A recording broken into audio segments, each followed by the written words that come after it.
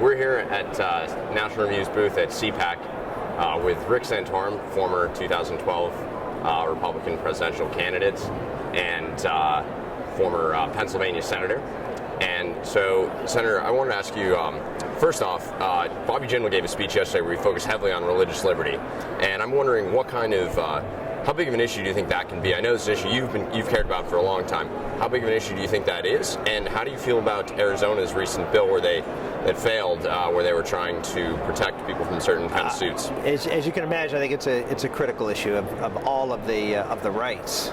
The trunk upon which all other branches and rights flow from is freedom of conscience. If you don't have freedom of conscience, then freedom of speech doesn't mean very much. Freedom of assembly doesn't mean anything because you can't speak or do what you believe is right. And what we're seeing is the government increasingly encroaching upon this very sacrosanct area of our Constitution and using all sorts of excuses. Well, the government always uses excuses to suppress people's rights. And this, I think, is important that it's not just a single issue. You mentioned Arizona. Arizona's an important case. But Obamacare is just as important a case of the government imposing itself on people's religious liberties and limiting freedom of conscience to just the four walls of the church. That's not what freedom is. It's not just in a particular place at a particular time. And so I think it's one that will resonate with people and one that I think can be a very effective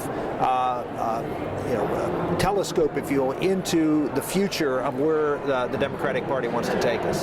So Governor Romney said he would have voted against it. Senator McCain said he was against the Arizona bill. Would you have voted for it? Absolutely. Absolutely. Yeah, I mean, you would talk about a complete mischaracterization of a bill.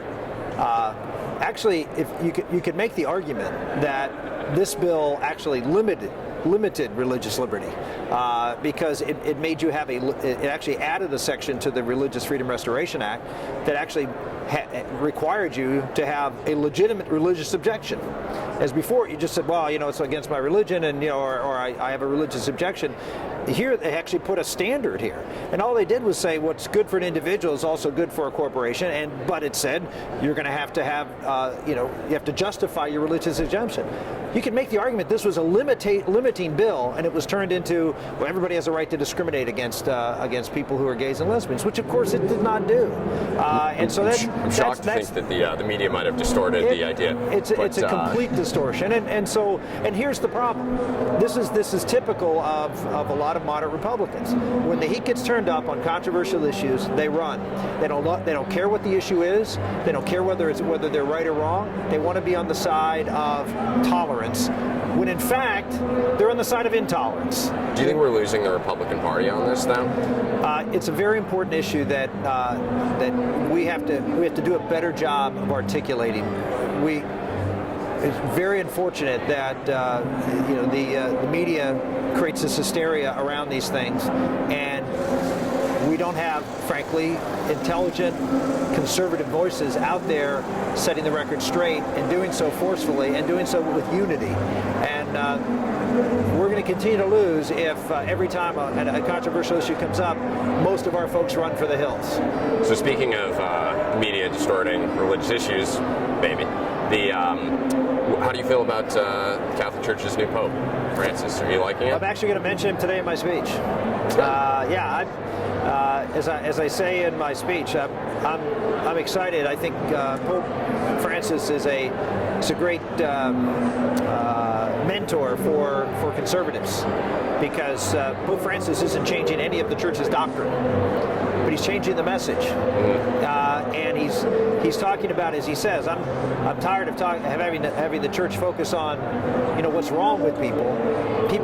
What's wrong with people is, in his mind, and I agree with him from the point of the Christian, what's wrong with people is they need the Lord, and so he's going to go out and share the gospel with them. He's going to share the good news with them. He's not going to share the do's and don'ts.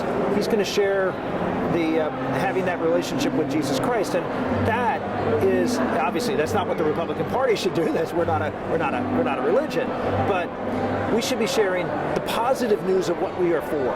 We should share the uplifting vision for what America is about, instead of saying, well, we're for cutting this, we're for cutting that, we're for doing. Yeah. Instead of being against all these things. Yeah. And there may be some things we have to do. We may have to cut some things, but we should paint the picture of here's what we're trying to accomplish, and this is just one of the things we have to do to make that happen. To get a little too inside baseball Catholic on you, do you worry at all about the way that Pope Francis talked about traditional Catholics and that their support for the Latin Mass and that kind of thing? And he seemed derisive at times about that. Does that concern you at all? I would say this, that if you're an Orthodox Catholic, you're probably a little shaken these days from the way the Pope talks about a lot of things. And you know what?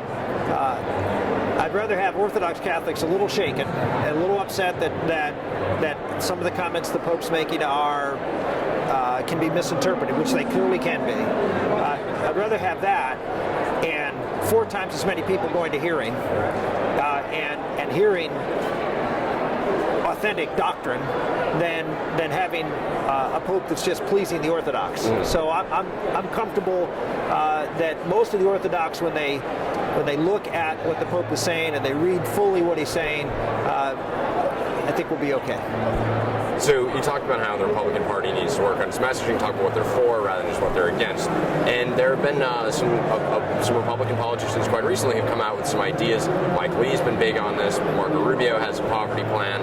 Paul Ryan is apparently going to work on that in his budget. And so, I mean, I assume you're excited by that. Do you have particular ideas that you think that they need to emphasize, or particular things that you like about their work? I in fact have put forward in the campaign a whole bunch of ideas that I think really address working Americans, and that's really what we have to focus on. You know, we've left behind the great middle of America and have not talked to them. Our policies have focused on, let's be honest, cutting taxes for employers. I'm for that. I think it's a good thing. But when our policy is cutting taxes for employers and cutting benefits for lower and middle income people, it doesn't sound like you're on their side. Now, in essence, and in fact, we are on their side because we're creating jobs and opportunities. But we don't design and focus our message on how we're going to meet people where they are and help them rise in society. And you know, my focus in the campaign was on manufacturing. 70% of Americans are not going to graduate from college. What kind of jobs are they going to get in America that's going to be a family-sustaining job and an opportunity to rise in their career?